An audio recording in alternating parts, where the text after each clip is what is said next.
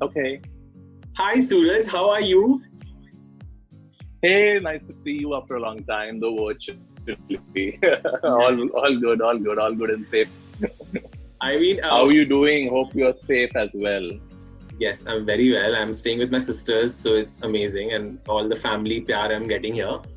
But before we start, I'm gonna tell everyone how do I know you. So I know you because you're an alumnus from the same college, and also a very dear friend. Though you are you have been in the industry for a long bit of time compared to me, who's just a fresher. And yeah, you're the president and global sales head of Grasim, and I'm getting an appointment from that person makes me feel so honored and elated at the same time right now. But yeah, I think I can always get an appointment from you because you are a very dear friend. Anytime, and you know that. Yeah, I know that. And it's so long I have seen you since, I don't remember the last time I saw you was, I think, that airport when we met. You were traveling to somewhere and I was going somewhere. That's the last time we met, right? Yeah.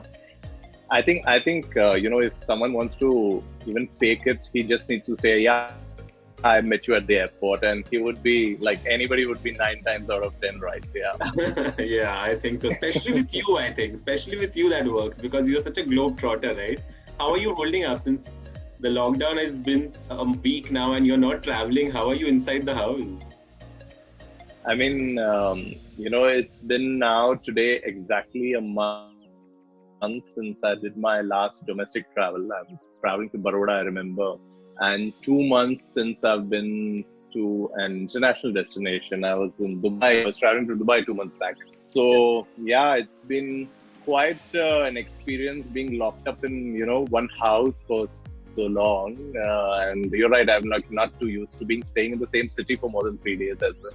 I am assuming that. So, is it difficult for you, or how's life changed for you? What do you think? I mean, also, just for you and for people around you, let's start with that. How do you think life has suddenly taken a hit because of this entire pandemic? And what do you think will be life after Corona? Because there's clearly a new BC and AC, if I can say, before Corona and after Corona. So what is it like? What do you think?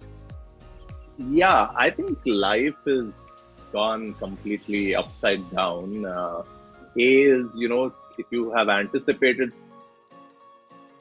something and you're preparing for it, and when it actually hits you, it's something else. And this is something which was never anticipated. No one was prepared, and therefore it makes it that much more challenging. The worst is you don't even know whether are you at the beginning of the crisis, middle of the crisis, are you nearing the end. I think we have no assessment of that. And therefore that makes it much more unpredictable. The ramifications are huge. I think people like you and me are still very blessed, and I think one thing that we should all not forget is the value of gratitude. The real brunt of it is being faced by millions and millions of people across the world who in their pre-corona were surviving or struggling to survive for their basic needs. Now it's immense hardship on them. So I think we are very blessed. In fact, we should not be cribbing at all. We still have a roof on our head. We are having a webcam chat right now. I mean, these are something which not many are currently privileged with. And life is never going to be the same even post Corona. It's not going. I hope there will be much more realization and much more awareness around issues which we were talking about in terms of environment, sustainability, all these things. So I just hope people actually get serious about it. Yeah, I'm sure it's already created a lot of, I'll not use the word buzz, but a lot of awareness around the fact that, you can keep planning life and you can try being all, out there messing with nature. But when that happens, when it starts taking everything back and starts reclaiming itself, then you have to stay at the house.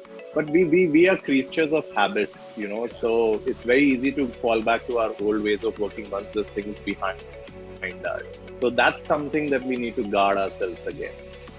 How do you think the textile industry on a whole, and at least your industry and part of the organization that you are, so how is that being affected because of this? I mean, is there anything that has internally changed? No, yeah. I think of course apparel's being it's not a necessity. It's something that it is. The purchases of apparel is not a necessity today, and therefore it's one of the hardest hit industry in, over here amongst many. We all are in our shorts and tees in our houses right now.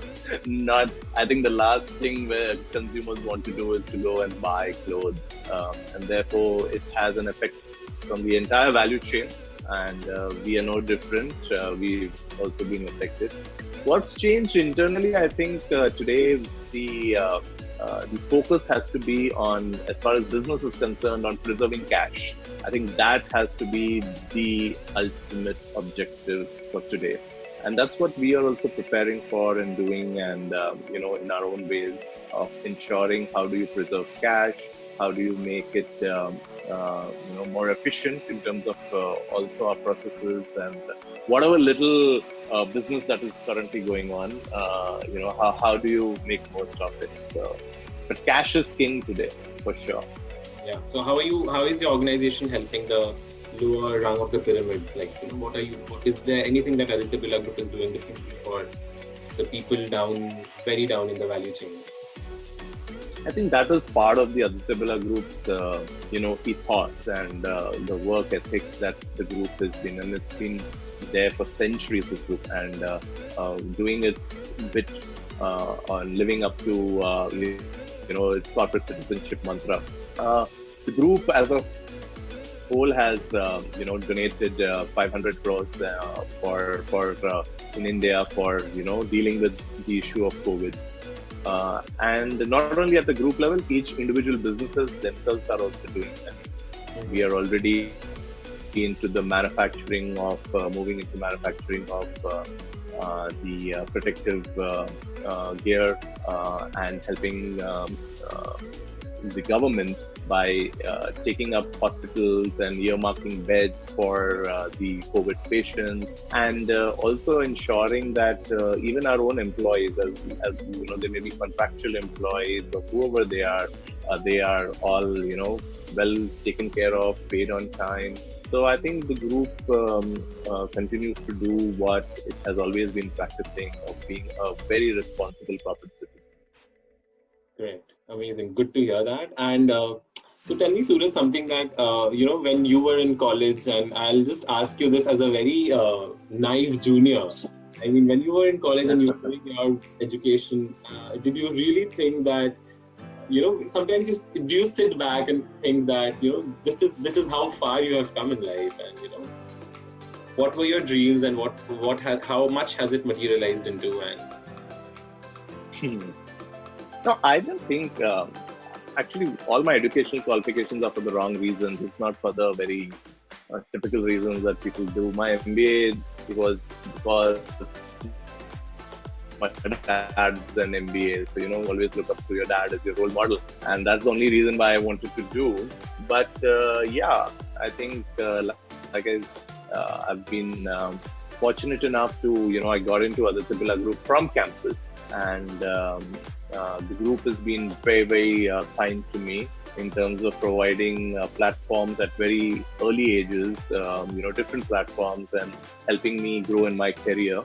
And I think it's been a wonderful association with Aditya Birla Group since then. Both my performance and they continuing to offer me, as we call it, a world of opportunities. So that has worked pretty well for me. And life is, I think I have no regrets. I wouldn't look back and say I would lead it any differently. I think every experience, good, bad, has only brought me to where I am currently over here. So no regrets. Okay, amazing. Good to hear that too. So what else? What else is Suraj Bahirwani apart from this corporate person and this president and global sales head? Who else is Suraj? I mean, we want to know what you're currently doing during this quarantine. I mean, what are you doing to pass just the entire 24 hours? I mean, are you working from home? And if you are, what else are you doing apart from working from home? So apart from that, so there are two key responsibilities in the day that I anyways do. One is, I think the first half goes into coordinating with your teams and all Like I said, part of our business is still on internationally, so there is work to be done. So I take kind of care of that. Then there's household chores to be looked at. I am in charge of sweeping and mopping the entire house. That's my responsibility. So that I do typically in the afternoon. Actually, I just did that and I come for your chat. Okay. And yeah, I think again it's slightly difficult for a person like me. While when it comes to exercising and all that stuff, so I try and take out about 45 minutes. Very basic, because I'm a kind of a person, I need a trainer along with me. So I'm struggling with that aspect of it. But then so far so good. I ensure that I am in a calorie deficit diet. I'm not binging at all at home, so that I keep a check on my weight. And and then there is good enough family time. This is the time that families also got together. So I'm rediscovering the rules of Ludo and Snakes and Ladders and Scrabble, which perhaps I don't remember when I played last. And then there is Netflix. And more importantly, nowadays the Doordarshan. I mean, like, what a comeback! And thoroughly enjoying Are you watching the episodes of Ramayana. Yeah. Ramayana is something which really enjoying watching. Oh, yeah. And so the day goes away, and I'm like, I keep seeing everyone's posts. They are cooking and doing I don't know what sort of things, and I'm like, Suraj, I think we lost you. no, I don't think I have. Hello. Yeah. Hello. Yeah, now it's perfect. Yeah, I don't know, where did we cut off? Yeah. We cut off when you were saying that you see people posting cooking and other things, and what do you feel that you do not have enough hours for that? Yeah, I mean, like, it's good for them that they're finding so much of time to learn a new talent and all that stuff, and it's amazing. It's always making me feel that it's making me question, am I really making good use of this time or not? But honestly, between work, housework, family, and all these things, my day just goes in a jiffy. Yeah. Okay. So I do not know this about you, Suraj. So basically, are you married, single? Are you living with your child? I mean, do you have a child? And what? We never discussed this, right? I mean, I don't know. I mean, I thought you knew it already. No. I'm blessed with a beautiful wife and 11-year-old daughter, and with whom I have evening fights over Ludo. Okay. And Scrabble nowadays. So parenting happening for you? You are like directly parenting, and all of that is happening with you now? Yeah, in the sense, you get involved because there are online classes that are also going on now. Yeah. School is online, so you're far more involved into knowing, what kind of subjects are being taught, what is the homework, etc. So there is a deeper involvement on that front as well. Otherwise, you are slightly away from it. And with my kind of travel and all, so I don't usually get to spend as much time as I do nowadays. So yeah. So as a parent, do you think you're over-promising and you're soon going to under-deliver when the quarantine, the lockdown gets over, and your child might be used to you having... I am not promising... No, I'm not promising anything. And that I'm very clear. I'm not promising. Yeah. But who knows? That this is the new normal? You never know. We are all assuming life is going to become exactly the same. I hope people realize that it is possible to work from home. It is possible, not necessary to, travel to work. It's possible not to travel extensively to your clients' places as well and yet deliver. So you don't know, how we are all experiencing that. Yeah, this is a possibility. So hopefully, and you never know that this may become the new normal. Very true. Yeah. So Suraj, we'll step into the next segment and the last segment of our... There's another segment. I thought this is over. Okay. Awkward questions with Shashank. And here I'm going to shoot at you directly. Awkward question. Okay, let's You go open, ahead. and you will have to be really prompt and very witty with your answers, because that's how we are gonna judge how witty and prompt you are. So yeah, it's like a judgment score is gonna be given to you by all the viewers who are gonna see this. You're okay. One stereotype of Suraj that you wish you could change. One stereotype people assume Sorry, you need to repeat that. One stereotype? about you that you wish people wouldn't have assumed. That I'm only very good, extremely methodical, and I'm like very, very operation driven and all that stuff. No, that's not only. Okay. That's not me actually. There are many more facets to me. Yeah. And what are those facets then? Oh, is that was not part of your question? That's the second. Okay, so I can be very random. I can be very comfortable with things which are not planned, and I can be very fun as well in those situations. So, the usual stereotype is about Suraj is he's very methodical. He needs everything in proper trim order, everything. So that's not necessarily me. Okay. Suraj, I'll just take a small deviation from the awkward questions part and bring up this, that I was discussing this with one of my friends also, that sometimes when you're too proper, presentable also in a way, and you also, by God's grace, look amazing in the office, in a corporate world, it's a little hard to take you seriously, and people around you believe that because you don't look boring, you might not be as sincere. What is your take on that? Have you I think. There is. I think more than looks, it is about the age.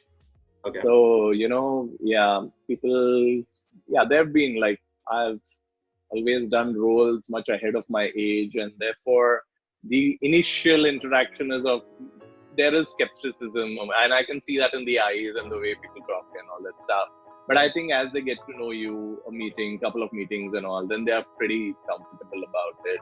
And as far as looks is concerned, I think people are more and more very conscious about how they dress up to work as well. And, so that is not a very deterring factor, or people don't form an opinion about you because of that. But age, yes, most definitely. Okay, so the next question, let's move again. One actor, female, you have a crush on? Actor, female that I have a crush on has to be Bebo. Okay. One recent movie that you watched, one recent movie that you had watched and you loved it. Any current movie? In this age of Netflix, movies have taken a backseat, but the recent set of movies of Ayushmann Khurrana, I really enjoyed it. They're very, very good movies, including, say, Bala or something. So very, very good movies. Some good cinema. Okay. The app that you waste the most time on. The app on your phone that you waste the most time on. WhatsApp. Yeah, of course. I thought Netflix would be that, since you're so much into binging Netflix. What are you currently watching? Yeah, no, I am like catching up. It's like a big FOMO for me. I mean, I've seen this, the Money Heist, everyone's like going gaga over the season 4, and I've not even watched season 1. So I'm like currently, on season 1, episode 4. So yeah, don't judge me for that, please. But yeah. I'm sure we'll give you that breathing space, since you have finally found time to be normal and not trotting all over the globe. So yeah. One craziest thing about you which nobody knows as of now. One crazy thing about Suraj. Crazy thing? Something which you think a lot of people might not know about you. Weird aspect to you. There's no weird aspect to me or anything like that. But yeah, there are many things. I think I had a voice disability for a long period of time, actually, which not many people know about, and it took some time for me to come out of it. Barring that, I don't think there's anything weird about me or any. I'm boring that way. Yeah, I am what I think most people know about me. Acha, okay. Okay. Yeah. Sorry, I'm not giving you any masala here. No, I'm sure you are the masala packet in your own self anyway. You still get hit on by colleagues or girls in a bar or something like that? Or do you flaunt the ring when you play? I don't wear any rings, so that, I keep people confused like you are, whether I'm married or not. So yeah. Exactly. So does that it works. lead to any hitting on you? Not colleagues. No, not colleagues. I keep the radar closed. Okay. Not colleagues and all. But yeah, you I enjoy the attention that I get. Yeah. Okay. Any crazy story? Any worse, bad pickup lines used on you? Bad pickup lines. God, okay, now you should have prepped me up for these questions. No, I wanted it to be spontaneous. Yeah, no bad pickup lines or anything like that. But yeah, I mean, not really crazy, but yeah, people do come up and speak and all that stuff. And I enjoy like I said, I enjoy the attention, but then I soon kind of break their heart by telling them my marital status. So yeah, that's how it works. One advice that you would give to the millennials who are dating right now, do you think the dating game is all ruined for the millennials out there? No, I think it's a fantastic thing, and with many apps and all that stuff, I think the choices are many. I think it's confusing people more because, see, as long as you're clear that you're only dating, then that's fine. But if you're looking for a serious long-term relationship through the dating apps, I think no, that's very, very difficult. That's extremely difficult because as long as you have a choice, you're continuously swiping and hoping that the next person would be better and the next person, and then there's no end to it. There's absolutely no end to it. So, what is your one advice to all Sorry, what is the one advice? Yes, we lost you. We cannot see you. Hello? Yeah, now I can see you. Yeah. So I'm saying, what is that one advice? Sorry. One advice you would give to the millennials out there? I mean, who are looking for love. Looking for love? I think you should first believe in the concept of love, and it's I think people romanticize the whole experience just too much. The expectation built up in the mind is unrealistic, very, very large, and I don't know when it's unrealistic. It's good to do that, but you should very well know that no person is perfect, actually. So you should begin to like another person for his or her flaws rather than his or her things which are good, because you have to live with the flaws as well. And I think once you start appreciating and realizing that, then it is then there is something that can be workable. Otherwise it becomes very difficult, and that's what happens when I see, and there are many of these girls and boys who kind of discuss this with me, that they've gone out with someone on one Saturday and they have enjoyed the experience, and obviously everyone's at their best behavior then, and then when you actually move on and then you start speaking to each other and you get to know each other's habits, then you discount the person, say, hey, you know what, this guy digs his notes and therefore I will not go out with this person. So I think you need to start liking another person for its flaws, and then you will kind of Correct. Good advice. So that is ingrained in the love. Yeah. Okay. Great. One last part to this, which will be testing your millennial lingo. I'll be asking you some abbreviations to keep using on daily basis, and that will qualify if you are part of the Gen Z or not. Not at all. I'm 42 now, almost. I'm sure you know all of it. Don't pretend. I am sure you just know. Can't be a bit of it. Okay, let's try it. Let's start. The first one is TBH. Throwback Thursday, yeah. TBT nahi, TBH. TBH. Okay, what is that now? Okay. No, bad. See, there you go. To be honest. Sorry? To be honest, okay. The Okay. next one is TLTR.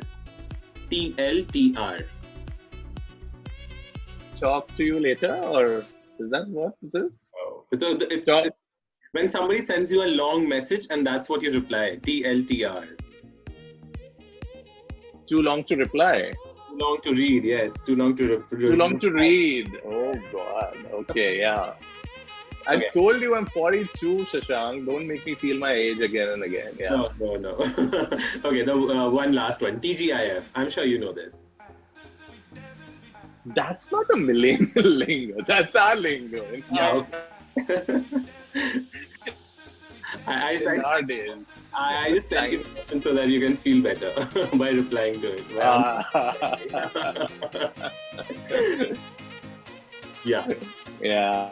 You haven't responded. I mean, thank you for that. Thank you for that. Full form, TGIF. Sorry? We couldn't hear the. I said, thank God it's Friday. Thank God it's Friday. Yeah. Because of technical. Great, Suraj. I think you have done amazingly well in the millennial lingo. No, and in old age, you start listening less as well. And it was amazing with talking to you. It is. Likewise. Thank you. I'm glad that you could allow me to borrow some time out of your busy schedule of mopping, sweeping, working, parenting, and binge watching everything on Netflix. So yeah, I'm very glad to see you virtually though, and I'm assuming the lockdown, once it gets over, I'm gonna meet you in person. We definitely most definitely. Yeah, most definitely we should catch up, and thank you for having me on your little show, and I hope it would be of any or some interest at least to your viewers as well. I am assuming a lot of that. Thank you, Suraj. Okay. Take care. Bye.